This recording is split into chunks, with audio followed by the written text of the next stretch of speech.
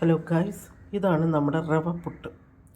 ഞാൻ റവ ആദ്യം വറുത്തിട്ട് അതിനകത്ത് ഉള്ളി, ഇഞ്ചി, കറിവേപ്പില, പിന്നെ തക്കാളിക്ക ഇതെല്ലാം കൂടെ ഇട്ട് വഴട്ടി അതിനകത്ത് റവയും കൂടെ ഇട്ട് വെള്ളം ഒഴിച്ച് തിളപ്പിച്ച് കഴിഞ്ഞ് റവയും കൂടെ ഇട്ട് ഉപ്പും ഇട്ട് ഇളക്കി നല്ല രീതിയിലാക്കിയിട്ട് പിന്നെ അതൊന്ന് പൊടിച്ചെടുത്ത് പിന്നെ ഇങ്ങനെ റവയുടെ പുട്ടിൻ്റെ രൂപത്തിൽ പുട്ടിന് നമ്മൾ എന്താ ചെയ്യുക, അടിയിൽ ഇത്തിരി തേങ്ങ ഇടുക, അതിനകത്ത് ഇത്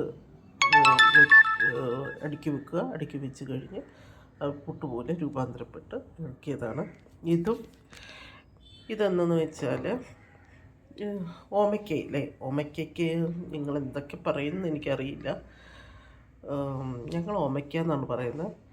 ഇവിടെ ട്രിവാൻഡ്രംകാർ പപ്പായ എന്ന് പറയാറുണ്ട്. ആ പപ്പായ ജ്യൂസാണിത്. ഇതാണ് ഇന്ന് രാവിലെ ഞാൻ കഴിക്കുന്ന എൻ്റെ ആഹാരം. അപ്പം നിങ്ങളും ഇത് ഉണ്ടാക്കി നോക്കുക, അറിയാത്തവർ ഇത് ഉണ്ടാക്കി നോക്കുക.